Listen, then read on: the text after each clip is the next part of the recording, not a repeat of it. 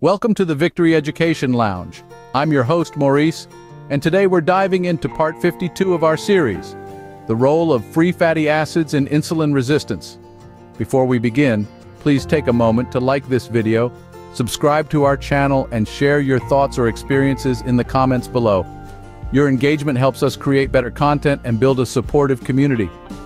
Ever pondered about the role of free fatty acids in insulin resistance? Today we're going to unravel this complex relationship. Free fatty acids, or FFAs, are a type of fat released from adipose tissue. That's the body's fat storage. These molecules are crucial for energy metabolism, essentially powering our cells. But like many things in life, too much of a good thing can turn into a problem. Now imagine FFAs as commuters in the bustling subway of your bloodstream. In the right amount, they travel smoothly to their destinations, the cells needing energy. But when there's an overpopulation of these commuters, that is, too many FFAs, things can get messy. This excess of FFAs can interfere with insulin signaling. Insulin is like the traffic controller of glucose, our body's primary energy source. It ushers glucose into cells where it's needed. But when FFAs are in overabundance, they can create a kind of traffic jam, hindering insulin's ability to guide glucose properly. This is the first step towards insulin resistance, a condition where our cells become less responsive to insulin signals. But the trouble doesn't stop there. High levels of FFAs can also increase inflammation, a response typically reserved for healing injuries or fighting infections. This inflammation can further impair insulin signaling and glucose metabolism. Moreover, excess FFAs can cause oxidative stress, where harmful molecules called free radicals outnumber the antioxidants that keep them in check. This imbalance can damage cells and further exacerbate insulin resistance. Additionally, FFAs can disrupt the functioning of mitochondria, the powerhouses of our cells. This can lead to a decrease in energy production and an increase in insulin resistance. Lastly, when FFAs accumulate in non-adipose tissues like the liver, heart, and pancreas, it can lead to lipotoxicity. This essentially means these organs are poisoned by fat, leading to organ dysfunction and worsening insulin resistance. So, excess free fatty acids can lead to insulin resistance, but how can we manage this? Managing insulin resistance related to free fatty acids is possible, and here are some strategies. Let's begin with diet. A low-carb, high-healthy fat diet can improve fat metabolism and reduce circulating FFAs. However, the challenge here is consistency. Maintaining such a diet in the long run can be tough, but with the right mindset and a bit of determination, it's definitely achievable. Next up is regular aerobic exercise. It's no secret that exercise is beneficial for our health, and in this case, it enhances fat oxidation and improves insulin sensitivity.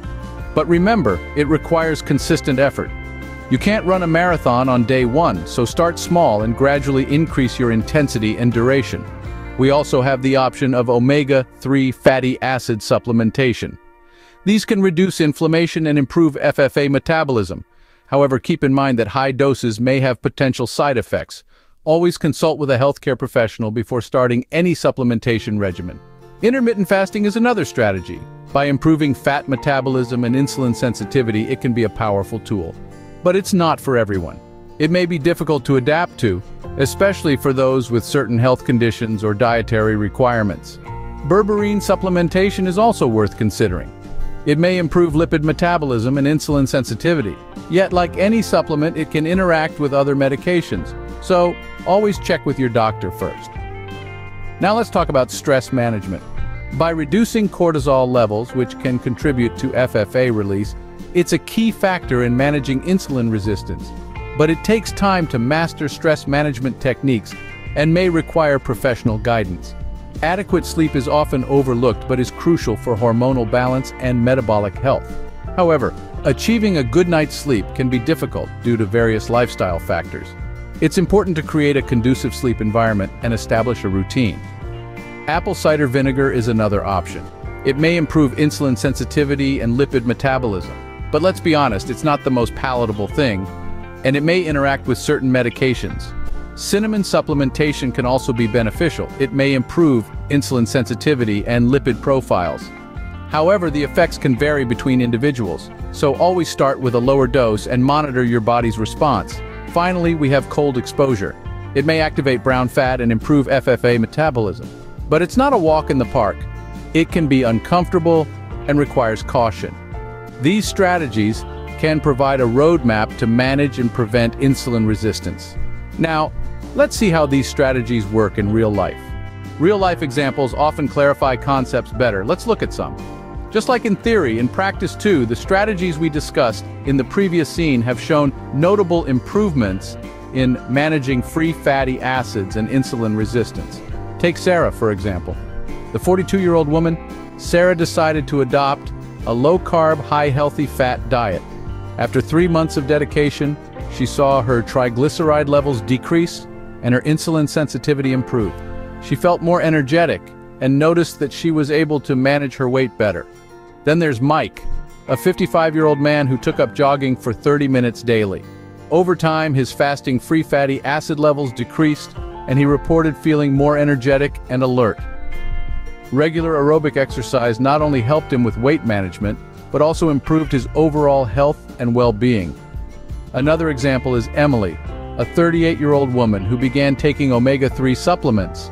She saw her inflammatory markers decrease and even noticed improvements in her skin health. Emily's experience shows the potential benefits of omega-3 fatty acids in reducing inflammation and improving free fatty acid metabolism. Consider David, a 50-year-old man who implemented a 16/8 intermittent fasting schedule. He experienced weight loss and improved lipid profiles, demonstrating the potential benefits of intermittent fasting in improving fat metabolism and insulin sensitivity. Lisa, a 45-year-old woman, started taking berberine supplements under her doctor's supervision. Her fasting glucose and lipid levels showed a marked improvement. Lisa's example illustrates the potential of berberine supplementation in improving lipid metabolism and insulin sensitivity. John, a 60-year-old man, began practicing daily meditation. His cortisol levels decreased, and he noticed a reduction in stress-related eating habits. John's experience highlights the importance of stress management in reducing cortisol, which can contribute to free fatty acid release. Maria, a 35-year-old woman, prioritized getting 8 hours of sleep nightly. She reported better energy levels and saw improvements in her metabolic markers. Her experience underscores the role of adequate sleep in supporting hormonal balance and metabolic health. These examples illustrate that managing free fatty acids and insulin resistance is achievable. It's not always an easy journey, but with dedication, consistency, and the right strategies, it's possible to make significant improvements in your health. Remember, everyone's body is unique, and what works for one person may not work for another. Always consult a healthcare professional before making any significant changes to your diet or lifestyle. In the next scene, we'll wrap up our discussion on the role of free fatty acids in insulin resistance. Stay tuned. So we've explored the role of free fatty acids in insulin resistance and how to manage it.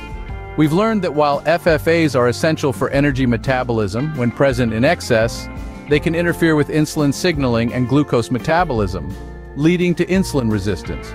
Strategies for managing and preventing insulin resistance related to FFAs include a low-carb, high-healthy fat diet, regular aerobic exercise, omega-3 fatty acid supplementation, intermittent fasting, berberine supplementation, stress management, adequate sleep, apple cider vinegar, cinnamon supplementation, and cold exposure.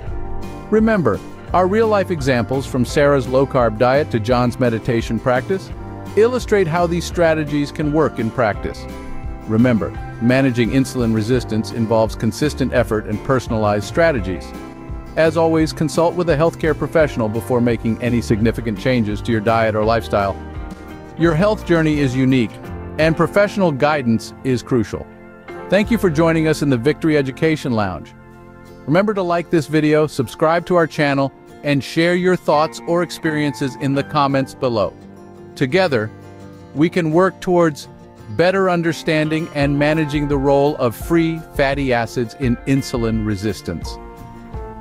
This is Maurice, wishing you health and vitality.